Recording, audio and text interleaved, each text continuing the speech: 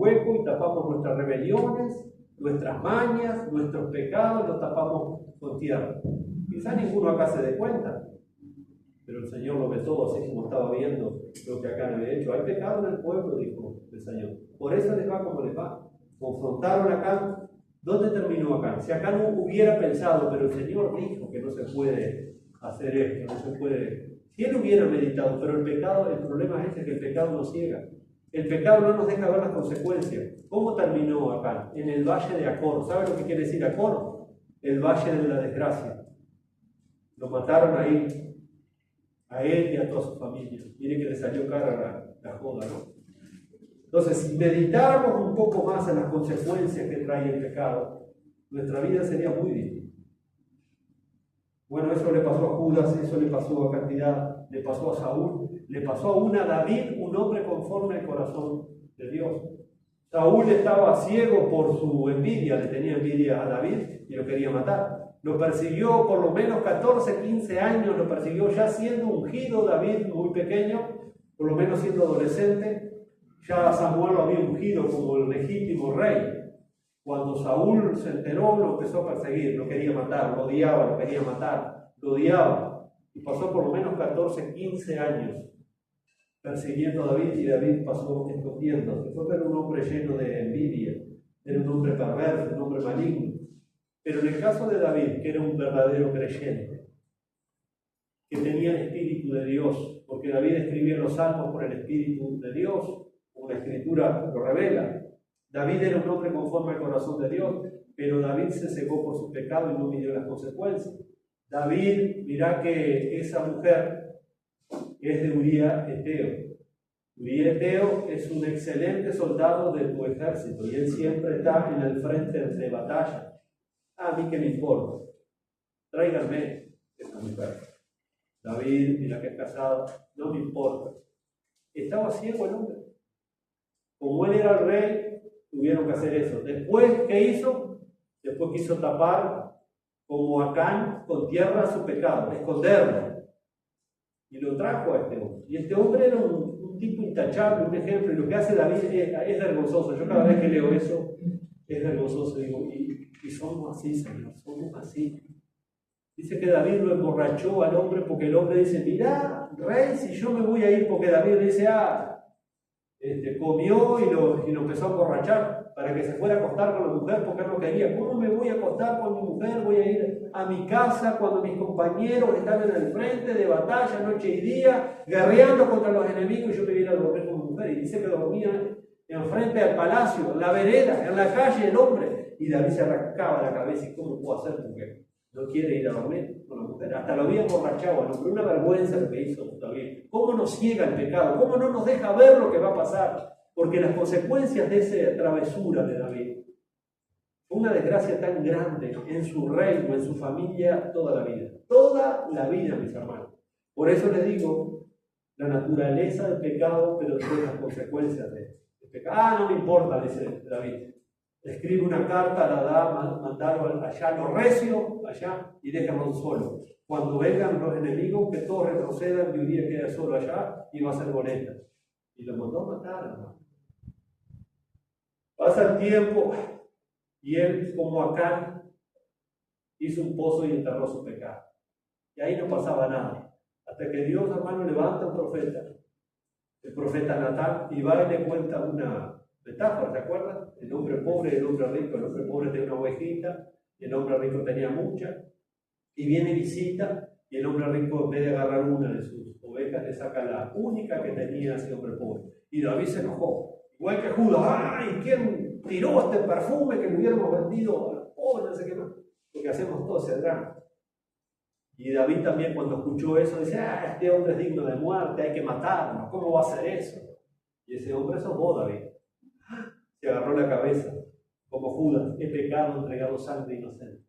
Y David dijo lo mismo, he pecado contra Jehová. Y Natán dice, no hay problema, David se arrepintió. En el caso de Judas, vamos a ver, Mateo dice se arrepintió, pero la Biblia no fue escrita en uruguayo, la Biblia no fue escrita en español, hay otra palabra allí, ahora yo voy a explicar eso porque dice que Judas se arrepintió. Y David dice que confesó su pecado Pero ¿qué pasó después? Las consecuencias le persiguieron toda la vida.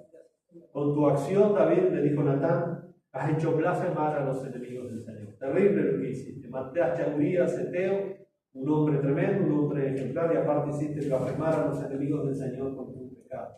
Y después la vida de David fue tremendo, hermano. Elí y los hijos se le sublevan. Absalón, que eran los ojos de David, el hijo mayor, muere como criminal en trampa. Su hermano Amnón violó a su media hermana Tamar. Aquello era un hinchazo. Las consecuencias de este pecado. Y así pasa con el pecado, nos ciega, no pasa nada, conocemos la palabra del Señor, es clara la palabra del Señor, pero nosotros seguimos como el caballo cuando le ponen las ojeras esas. Tenemos que meditar un poco más, hermano, en las consecuencias de lo que decimos, en las consecuencias de lo que hacemos, porque todo eso deja secuelas. Todos estos necesitaban preguntarse como lo hizo el hijo pródigo.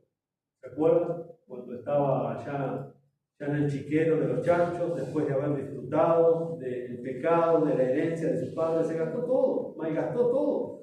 Ahora se encontraba ¿dónde? Cuidando a los cerdos, apacentando a los cerdos, codiciando la comida de los cerdos. Pero empezó a meditar allí él. Empezó a meditar. Dice, ¿qué estoy haciendo yo acá? Pasando hambre. ¿Cuándo? En la casa de mi padre hay pan de sobra. Los jornaleros en la casa de mi padre están mucho mejor que yo. Hermano, en la casa del Señor, que es la presencia del Señor, hay abundancia de misericordia.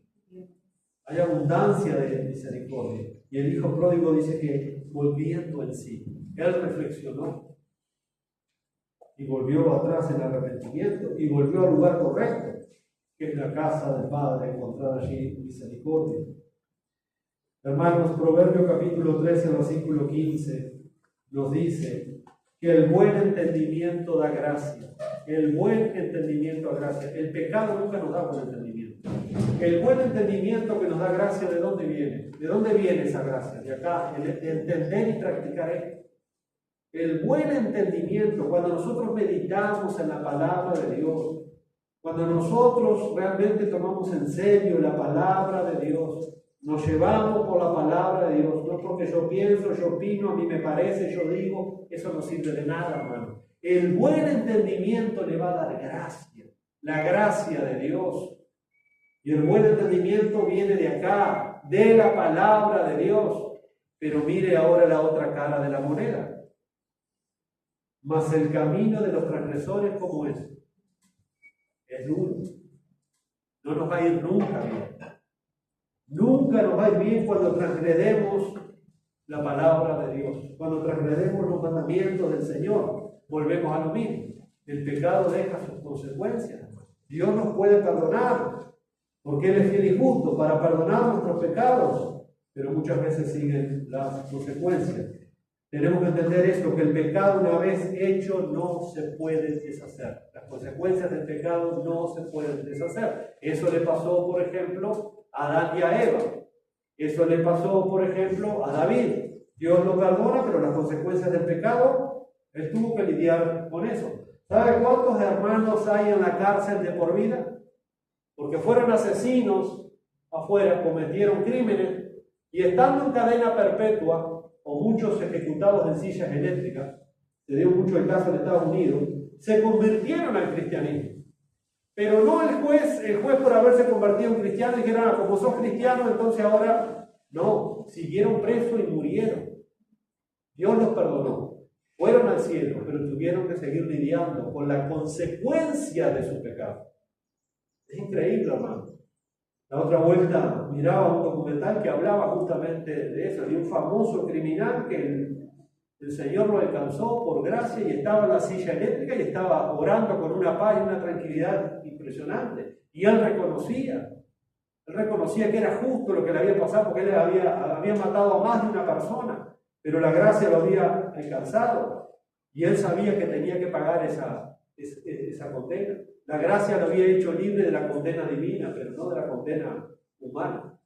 Entonces, ¿cuántas personas que han vivido una vida disoluta, inmoral, han sido contagiadas, por ejemplo, con SIDA?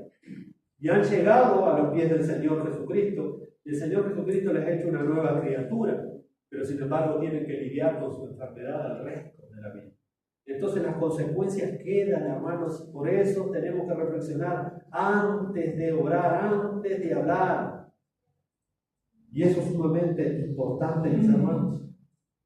El que mata a alguien no lo va a poder resucitar, por más que se lamente una vez que cometió ese crimen. Lo mismo pasa con las palabras hirientes, lo mismo pasa con las calumnias, con los chismes. Una vez que se destruye la reputación de una persona por una calumnia o un chisme, después es complicada la cosa. Por eso hay un proverbio que no está en la Biblia, un proverbio que dice que el hombre es dueño de su silencio y esclavo de sus palabras. Entonces tenemos que ser sabios en cuanto a esas cosas, mis hermanos. ¿En qué termina todo esto? Bueno, nos dice ahí el Evangelio de Mateo, capítulo 27, versículo 3 al 5, que fue la segunda parte que nosotros leímos, cuando Judas se da cuenta de lo atroz de su traición, de su entrega.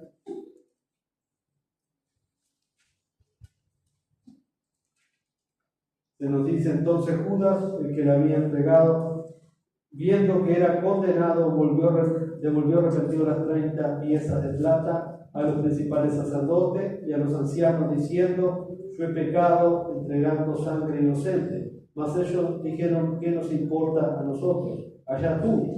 Y arrojando las piezas de plata en el templo salió y fue y se enojó. Dice Mateo en el versículo 4, diciendo: yo he pecado entregando sangre inocente. Yo he pecado entregando sangre inocente.